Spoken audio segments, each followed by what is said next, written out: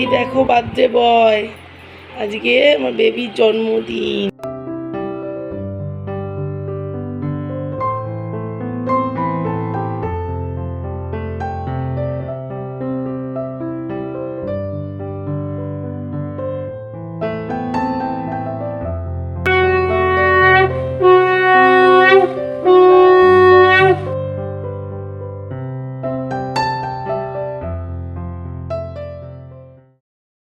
সুপ্রভাত, কেমন আছো সবাই?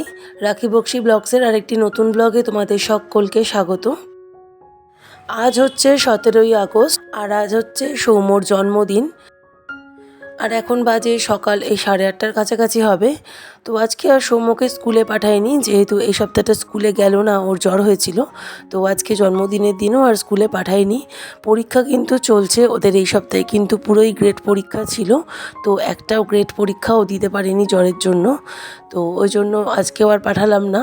আর আগামীকাল 18 তারিখেও পরীক্ষা রয়েছে, সেই দিনও পাঠাবো না।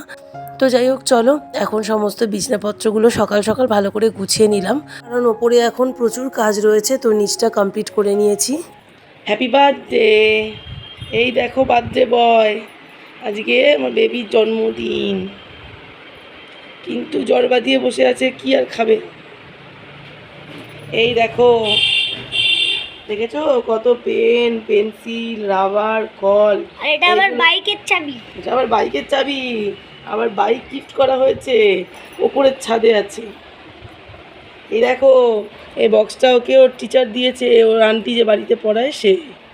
আর এগুলো সব ওর বাবা দিয়েছে। আর একটা স্পেশাল গিফট পেয়েছে এবারও। তো সেই গিফটটা ওপরের ছাদে আছে। সেটা হচ্ছে একটা বিশাল বড় বাইক। বহু দিনের শখ ছিল একটা বাইক কিনবে। তো এই বছর বার্থডেতে বাবা ওকে বাইক কিনে দিয়েছে। আর বাইকটা বিশাল বড় আর ভারী। তো রিজু আর ওর বাবা মিলে কালকে রাত্রিবেলা ওটাকে ধরাধরি করে ছাদে তুলে দিয়ে এসছে। তো যখন ছাদে যাব তখন তোমাদের সাথে শেয়ার করবো, ঠিক আছে? আর আমার গলার অবস্থা প্রচণ্ড খারাপ। ওরও জ্বর এসছে, ওর দাদারও জ্বর এসছে, দুজনেরই জ্বর, দুই ছেলেরই জ্বর বাড়িতে। আর আমরা দুজন শুধু বাকি আছি। আর আমার সেরকম গলা ব্যথা, সর্দি কাশি হয়েছে। তো শরীরটা যখন ওর খারাপ, ভালো মন্দ তো কিছু খেতে পারবে না, বেচারা ডাল ভাতই খাবে। তো চলো রান্না টান্না শুরু করবো, সঙ্গে থাকো, দেখতে থাকো। তো এখন ওকে খাবার খাইয়ে দিয়েছি, আর এখন একটুখানি গাটা মেপে নিচ্ছি কতটা টেম্পারেচার রয়েছে। তো আজকে সকালবেলা আর জ্বরটা আসেনি, গতকাল রাতেই লাস্ট জ্বরের ওষুধ দিয়ে ঘুম পাড়িয়েছিলাম।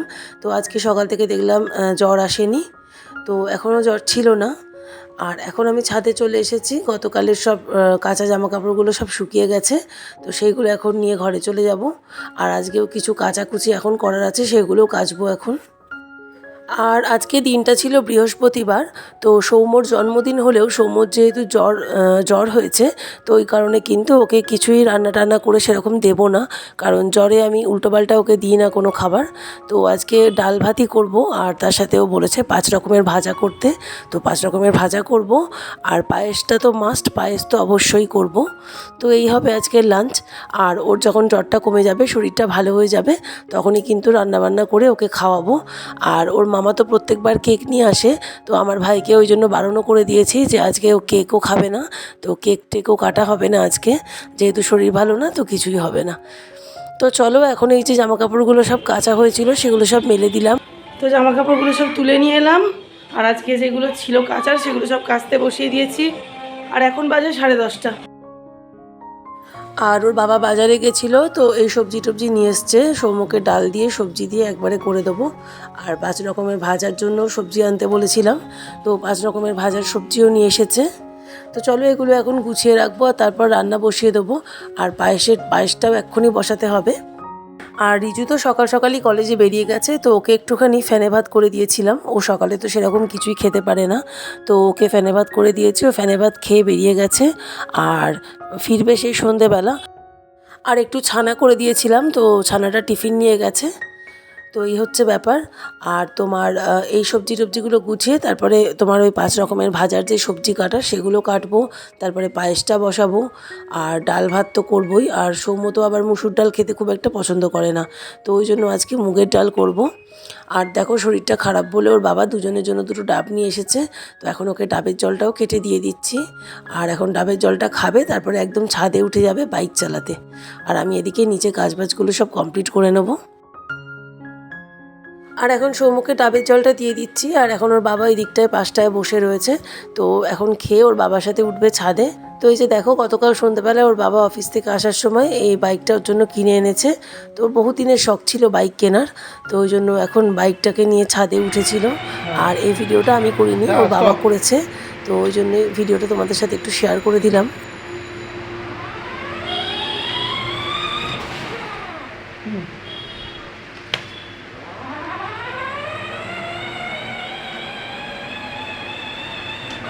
তো এখন ভাতটা ওইদিকে বসিয়ে দিয়েছি, আর এইদিকে এখন পায়েসটা বসাবো।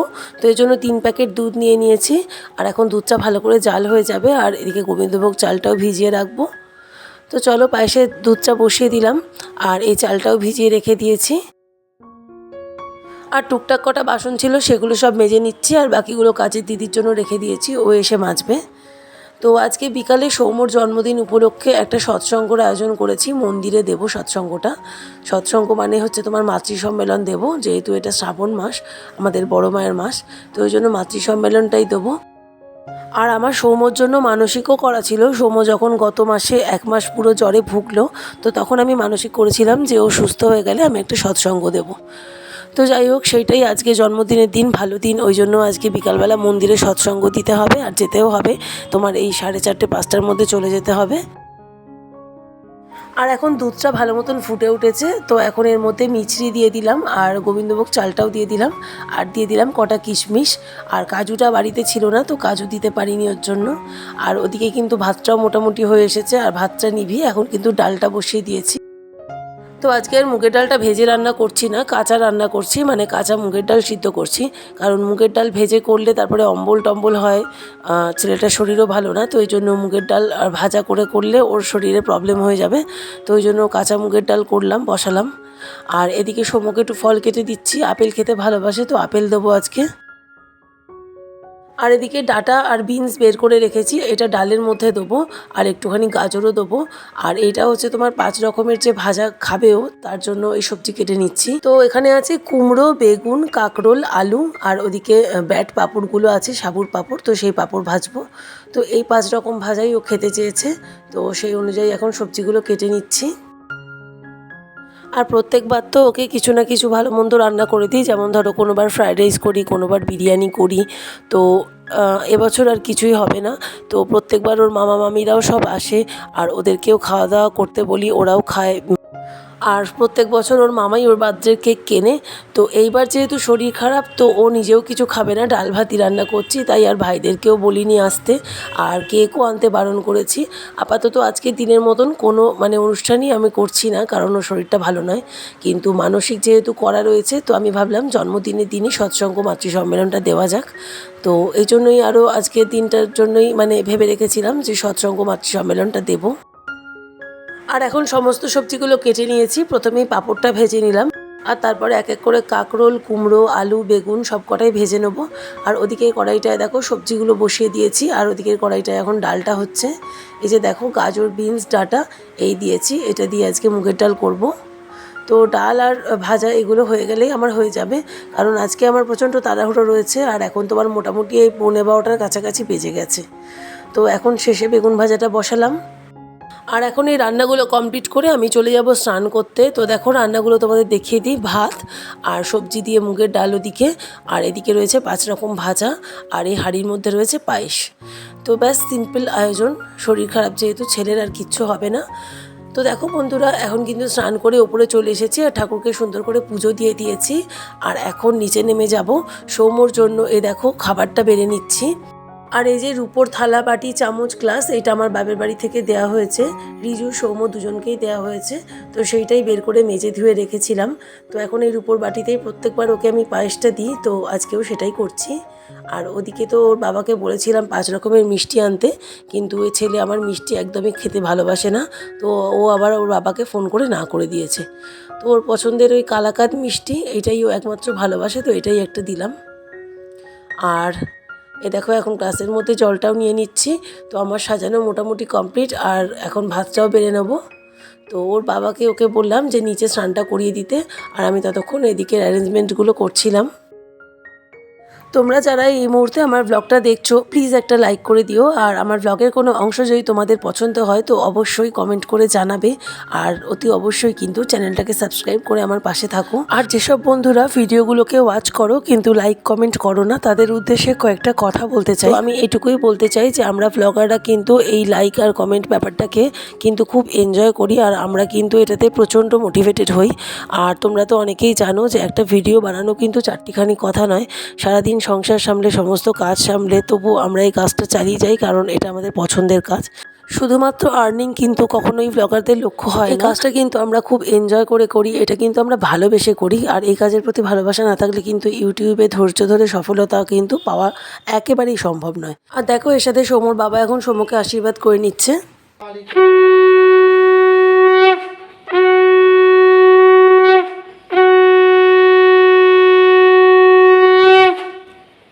তো যাই হোক বলবো এইটুকুনি যে তোমাদের যদি ভালো লাগে তো অবশ্যই কিন্তু একটা লাইক আর কমেন্টের মাধ্যমে আমাদেরকে মোটিভেট কর। তো প্লিজ অবশ্যই কিন্তু ভালো লাগলে কমেন্টের মাধ্যমে জানাবে, আর অতি অবশ্যই কিন্তু পছন্দ হলে একটা লাইক করে দেবে।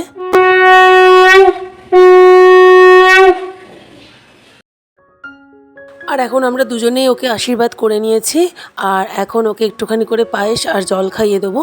আর এরপরে তো বলছে পায়েসটা খাবে, পায়েসটা আবার ওর ভাল লেগেছে আজকে।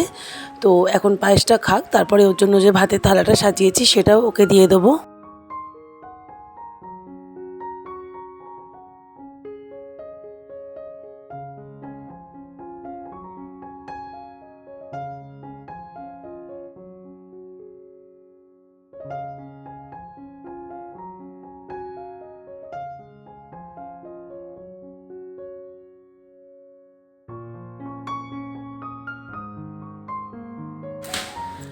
তো এখন ও পায়েসটা খাচ্ছে, আর এখন আমি ভাতের থালাটা নিয়ে চলে এসেছি। তো আজকে ভাতটা ওই রকম করে বাটিতে করে সুন্দর করে বেড়েছি, আর দেখেও খুব খুশি হয়ে গেছে। এরকম একটু সাজানো গোছানো থালা খেতে ও আবার খুব পছন্দ করে। তো এই যে দেখো এরকম করে সাজিয়েছি, তো ওর খুব পছন্দ হয়েছে। তো এখন ওকে আমি খাইয়ে দেবো। আর সৎসঙ্গ শেষ করে গেছিলাম বাপের বাড়িতে, আর দেখো এই বন্দুকটা ওকে ওর মামা কিনে দিয়েছে, আর এই বন্দুকটা নিয়ে এখন ও আর ওর ভাই দুজনে মিলে খেলাধুলো করছিল। আর এর সাথে একটা রেনকোটও কিনে দিয়েছে, সেটার ভিডিও তোলা হয়নি, সেটা পরে কোনো সময় শেয়ার করে দেবো। তো এখন বাপের বাড়িতে রয়েছি, বাপের বাড়িতে একটু থাকবো, তারপর রাত্রিবেলা বাড়ি চলে যাব। তো আজকের ব্লগটা এখানেই শেষ করলাম, আবার ফিরে আসবো নতুন ব্লগ নিয়ে। সবাই ভালো থেকো।